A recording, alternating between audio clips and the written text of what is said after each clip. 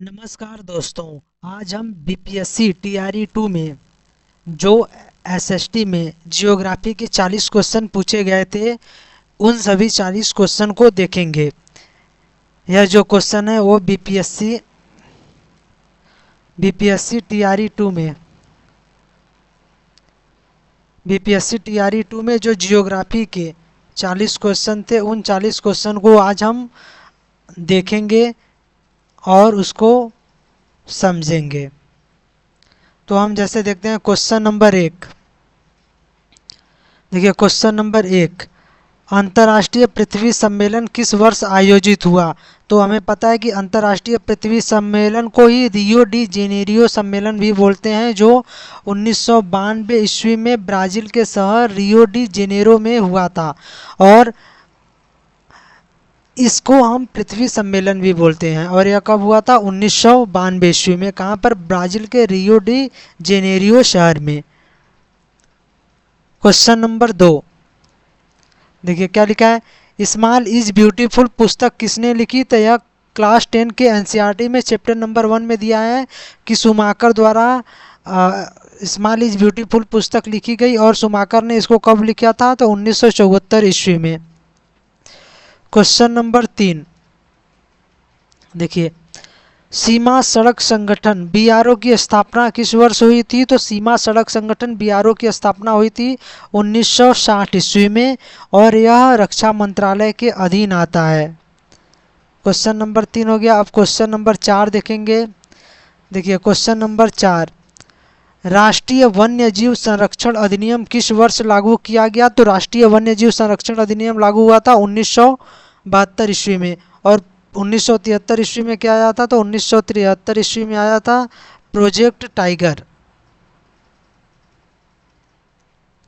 उसके बाद question number 5, देखिए छोटा नागपुर क्षेत्र के मुंडा और संथाल जनजाति किस पेड़ की पूजा करते हैं? तो यह क्लास 10 के एनसीईआरटी में चैप्टर नंबर 2 में दिया है कि छोटा नागपुर क्षेत्र के मुंडा और संथाल जनजाति कदम और महुआ की पेड़ की पूजा करते। तो आंसर सी क्या हो जाएगा? सही। महुआ व किसकी पेड़ की पूजा करते थे? कदम के पेड़ की पूजा करते थे। और उसके बाद आम और इमली के पेड़ की पूजा उड़ीसा व बिहार के जनजाति करते थे। कौन? उड़ीसा व बिहार के जनजाति। कब करते थे? शादी के अवसर पर। कब करते थे? शादी के अवसर पर। यानी छोटा नागपुर क्षेत्र में मुंडा और संथाल जनजाति महुआ व कदम के पेड़ की पूजा करते थे और आम और इमली के पेड़ की पूजा उड़ीसा व बिहार के जनजाति शादी के अवसर पर किया करते थे। क्वेश्चन नंबर 6, देखिए भारत का कितना प्रतिशत क्षेत्रफल पठार से आच्छादित है?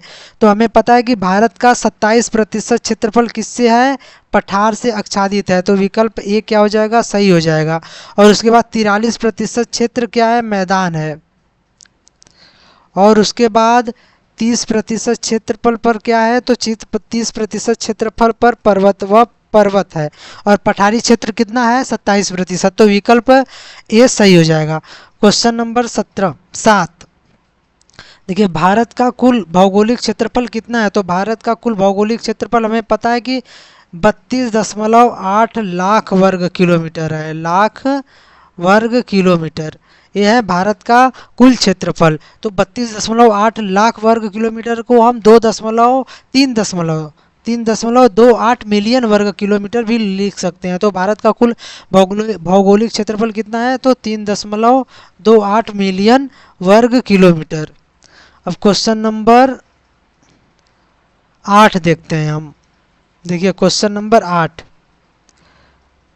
क्या लिखा है? 1952 में राष्ट्रीय वन नीति के अनुसार भारत में वन आवरण का वांछित प्रतिशत क्या है? तो यह भी एनसीईआरटी के चैप्टर नंबर 2 में दिया है कि 1952 के राष्ट्रीय नीति के अनुसार भारत में 33% 33% भाग पर वन का होना अत्यंत आवश्यक है। क्वेश्चन नंबर 9, देखिए किस प्रकार की मिट्टी में कंकड़ पिंडों का संकेंद्रण अधिक होता है? तो खादर, बांगर या लेटराइट। तो आंसर क्या हो जाएगा आपका? बांगर। बांगर मिट्टी में कंकड़ पिंडों का संकेंद्रण अधिक होता है। बांगर मिट्टी मिट्टी क्या है? जो जलोढ़ मिट्टी है, जलोढ़ मिट्टी में दो प्रकार की मिट्टी आती है, एक नई जलोढ़ और एक पुरानी जलोढ़।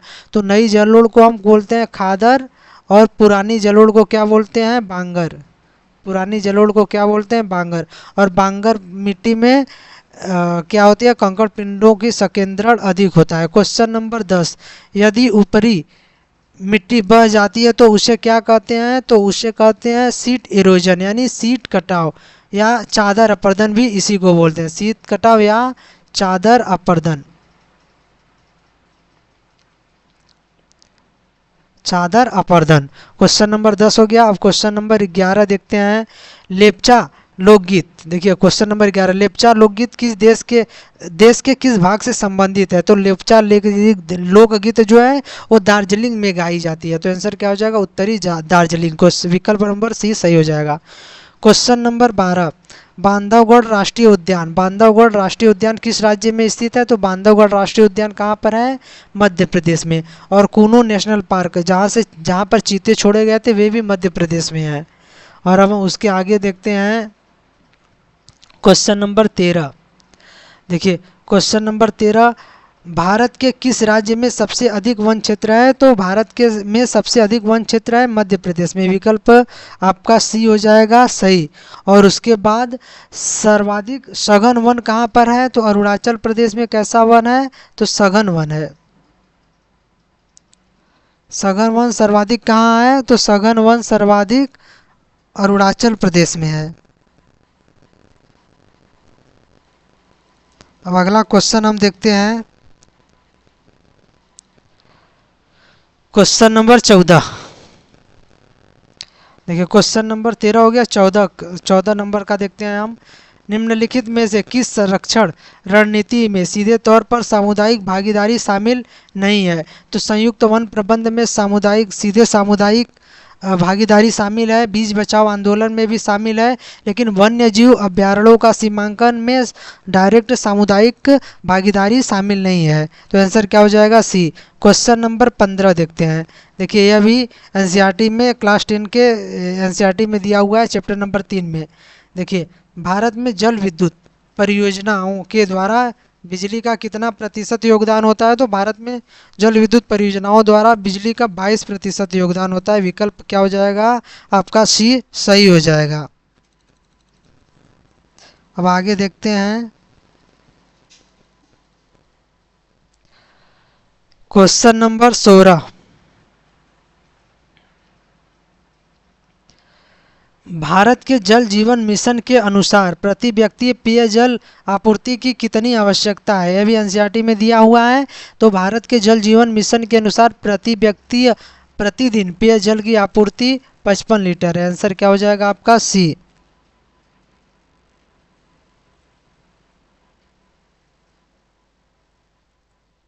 अब अगला क्वेश्चन देखते हैं हम। क्वेश्चन नंबर 16 हो गया। 17 नंबर का देखते हैं। देखिए निम्नलिखित नदियों में से कौन सी नदी मुहाना बनाती है, यानी एक्सुरी का निर्माण करती है? तो तापी नदी और पेन्नार नदी। क्वेश्चन 2 और 3 विकल्प में यह सही है, जबकि नर्मदा नदी भी एक्सुरी का निर्माण करती थी। यानी इसमें बीपीएससी ने क्या माना था? 2 और 3, जबकि नर्मदा नदी भी होना चाहिए। उपयुक्त में से कोई नहीं आंसर होना चाहिए। क्वेश्चन नंबर 18, सरदार सरोवर बांध किस नदी पर बनाया गया है? तो सरदार सरोवर बांध नर्मदा नदी पर बनाया गया। कहाँ पर? गुजरात में। आंसर क्या हो जाएगा आपका? बी। क्वेश्चन नंबर 19, भारत के किस राज्य में वर्षा जल को पलार पानी कहा जाता है? तो भारत के राजस्थान में वर्षा जल के पानी को पलार पानी भी कहा जाता है।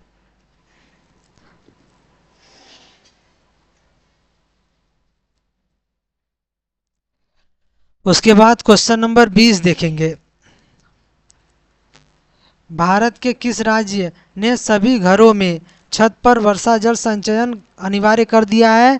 तो आंसर क्या हो जाएगा? तमिलनाडु। यह क्लास 9 और क्लास 10 दोनों के एनसीईआरटी में दिया हुआ है, और यह बीपीएससी टीआरई 1, 2 और 3 में भी पूछा गया है। Question number 21। देखिए क्वेश्चन नंबर 21 देखते हैं। किस देश में झूम खेती यानी कृषि को मिल्पा के नाम से जानते हैं। तो मिल्पा झूम खेती को मिल्पा मध्य अमेरिका और मैक्सिको में बोलते हैं। कहाँ कहाँ पर? मध्य अमेरिका और मैक्सिको में। तो आंसर क्या हो जाएगा आपका? विकल्प बी हो जाएगा आपका सही। और उसके बाद वेनेजुएला में क्या बोलते हैं? वेनेजुएला में बोलते हैं कोनको, और वियतनाम में बोलते हैं रे। उसके बाद क्वेश्चन नंबर 22 देखते हैं। देखिए, रक्तहीन यानी रक्तहीन क्रांति के आंदोलन की शुरुआत किसने की? तो रक्तहीन क्रांति के आंदोलन की शुरुआत की थी थे विनोबा भावे ने। और उसके बाद क्वेश्चन नंबर 23 देखिए, गन्ना उत्पादन में भारत विश्व के किस स्थान पर है? तो गन्ना उत्पादन में भारत जो है दूसरे स्थान पर है। और पहले स्थान पर कौन है? तो पहले स्थान पर है ब्राज़ील। और क्वेश्चन नंबर 24 देखिए, क्वेश्चन नंबर 24 वर्ष 2019-20 में भारत के किस राज्य ने मूंगफली का सबसे अधिक उत्पादन किया? तो वर्ष 2019-20 में मूंगफली का सबसे अधिक उत्पादन गुजरात राज्य में हुआ था।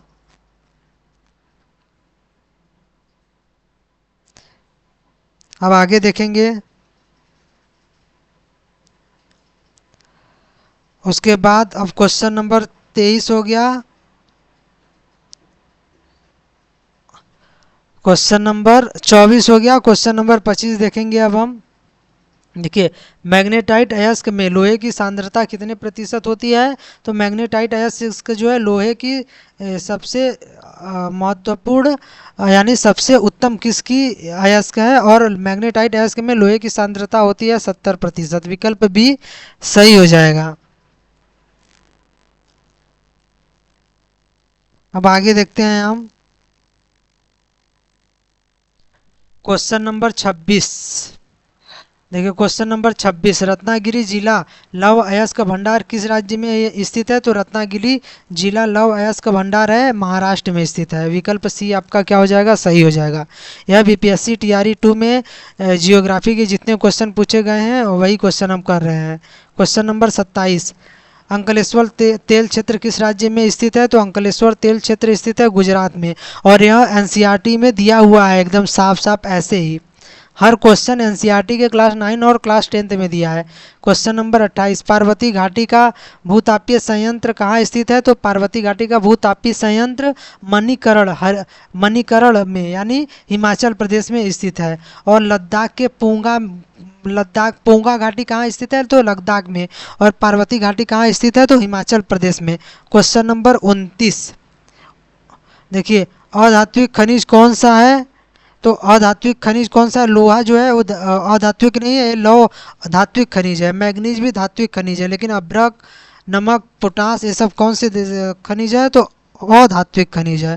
क्वेश्चन नंबर 30 देखिए, क्वेश्चन नंबर 30 देखते हैं। भेल यानी BHEL Bharat heavy electrics limited किस प्रकार के क्षेत्र के अंतर्गत आता है? तो जो BHEL है यानी Bharat heavy electricals limited way सार्वजनिक क्षेत्र के अंतर्गत आते हैं, यानी जिसपे सरकार का जवाबदेही हो, यानी जो सरकार के अंदर में आती है। क्वेश्चन नंबर 31 देखिए, मुंबई में पहली सफल कपड़ा मिल किस वर्ष स्थापित की गई थी? तो मुंबई में सफल कपड़ा मिल 1854 ईस्वी में स्थापित की गई थी। और पटसन उद्योग यानी जूट मिल सर्वप्रथम कहाँ स्थापित की गई थी? तो 1855 ईस्वी में कोलकाता के रिसड़ा में। क्वेश्चन नंबर 32 देखिए, क्वेश्चन नंबर 32 भद्रावती लौह एवं इस्पात संयंत्र कहाँ स्थित है? तो भद्रावती लौह एवं इस्पात संयंत्र स्थित है कर्नाटक में। विकल्प बी क्या हो जाएगा आपका? सही हो जाएगा। यह सभी एनसीईआरटी में दिया हुआ है। क्वेश्चन नंबर 33 भारत के किस पठार में लौह एवं इस्पात उद्योगों का सर्वाधिक संकेंद्रण है? तो भारत के छोटा नागपुर पठार क्षेत्र में लौह एवं इस्पात उद्योगों का सर्वाधिक संकेंद्रण है। तो आंसर क्या हो जाएगा आपका? ए हो जाएगा। क्वेश्चन नंबर 34 अब देखेंगे। देखिए, क्वेश्चन नंबर 34 देखिए, समताप मंडल की ऊंचाई कितनी है? तो समताप मंडल 25 से 50 किलोमीटर तक रहता है, यानी ऊंचाई कितनी रहती है? 50 किलोमीटर तक। और समताप मंडल में ही ओजोन परत पाया जाता है, ओजोन परत। और क्षोभ मंडल सबसे वायुमंडल की सबसे निचली परत है जिसकी औसत ऊंचाई 13 किलोमीटर होता है। यानी 8 से 18 किलोमीटर की ऊंचाई होती है क्षोभ मंडल की, जहाँ पर कोहरा, मौसम संबंधी इस बिजली कड़कना, बादल बनना, ये सभी घटनाएं क्षोभ मंडल में होता है। और समताप मंडल की ऊंचाई होती है 25 से 50 किलोमीटर तक। और इस मंडल में मौसम विहीन होता है, मतलब मौसम संबंधी कोई घटनाएं नहीं होती। और समताप मंडल में ही 30 से 35 किलोमीटर के बीच ओजोन परत पाया जाता है, जो परावैंगनी किरणों को, सूर्य से आने वाली परावैंगनी किरणों को अवशोषित करता है। और उसके बाद मध्य मंडल 50 से 80 किलोमीटर के बीच पाया जाता है, जो सर्वाधिक ठंडा मंडल होता है। फिर 80 से 400 किलोमीटर के बीच आयन मंडल या ताप मंडल जिसे बोलते हैं वह पाया जाता है। और 400 के ऊपर बाह्य मंडल पाया जाता है। अब हम क्वेश्चन नंबर 35 देखते हैं। अटल टनल की लंबाई कितनी है? क्वेश्चन नंबर 35 क्या, अटल टनल की लंबाई कितनी है? तो अटल टनल जो है वो रोहतांग दर्रे में है और इसकी लंबाई है 9.02 किलोमीटर। विकल्प ए क्या हो जाएगा आपका सही। और अटल टनल कहाँ पर है? तो रोहतांग दर्रे में। और इसकी लंबाई कितनी है? अटल टनल की लंबाई कितनी है? तो अटल टनल की लंबाई है 9.02 किलोमीटर। अब क्वेश्चन नंबर 36 देखते हैं। भारत का सबसे बड़ा बंदरगाह कौन है? तो भारत का सबसे बड़ा बंदरगाह है मुंबई बंदरगाह। और भारत का सबसे पुराना कृत्रिम बंदरगाह कौन है? तो चेन्नई बंदरगाह। और ऐसा बंदरगाह जो स्थल चारों तरफ से स्थल से घिरा हो तो विशाखापट्टनम बंदरगाह। 36 हो गया। क्वेश्चन नंबर 37 देखेंगे अब हम। देखिए, निम्नलिखित में से किसको राष्ट्रीय जलमार्ग NH1 नाम दिया है? तो इलाहाबाद से जो हल्दिया वाला राष्ट्रीय जलमार्ग है उसको NH1 नाम दिया, NW1 नाम दिया है। और इसकी लंबाई है 1620 किलोमीटर। और जो सदिया से धुबरी तक है इसका नाम है NW2 यानी राष्ट्रीय जलमार्ग 2 और इसकी लंबाई है 891 किलोमीटर। यह दोनों क्वेश्चन TRE 2 और TRE 3 में पूछा जा चुका है। क्वेश्चन नंबर 38 देखिए, भारत में रेलवे को कितने जोनों में पुनर्गठित किया गया है? तो एनसीईआरटी के अनुसार 16 जोन में रेलवे को पुनर्गठित किया गया है। विकल्प क्या हो जाएगा? सी सही हो जाएगा। क्वेश्चन नंबर 39 देखिए, भारत के प्रथम कच्चा तेल पाइपलाइन परिवहन नेटवर्क का नाम बताइए। तो भारत का प्रथम कच्चा तेल पाइपलाइन परिवहन नेटवर्क का नाम क्या था? असम से कानपुर तक। आंसर क्या हो जाएगा? बी। और उसके बाद क्वेश्चन नंबर लास्ट यानी 40 देखिए, 1855 ईस्वी में भारत में पहली जूट मिल किस स्थान पर स्थापित की गई थी? तो रिसड़ा में। हमने पहले ही बताया था कहाँ पर? रिसड़ा, कोलकाता के रिसड़ा में। और 1854 ईस्वी में इससे एक से पहले पहला सफल सूती वस्त्र मिल स्थापित की गई थी कहाँ पर? मुंबई में। तो हमने ये जो जितने भी हमने 40 क्वेश्चन देखे वे सभी 40 क्वेश्चन कहाँ से पूछे गए हैं? तो ये सभी जो 40 क्वेश्चन है वे सभी 40 क्वेश्चन NCERT से पूछे गए हैं। और मैंने इसका एक वीडियो बनाया है जिसमें हमने प्रत्येक क्वेश्चन और उसके साथ उसका NCERT का स्क्रीनशॉट भी लगाया गया है, जो लगभग 25 मिनट का वीडियो है। आप हमारे चैनल पर जाकर उस वीडियो को देख सकते हैं। अगर आपको क्लास पसंद आया हो यानी PYQ जो मैंने लगवाया आपसे, अगर वे आपको पसंद आया हो तो आप हमारे चैनल को सब्सक्राइब अवश्य करें और वीडियो को लाइक भी करते रहें। धन्यवाद।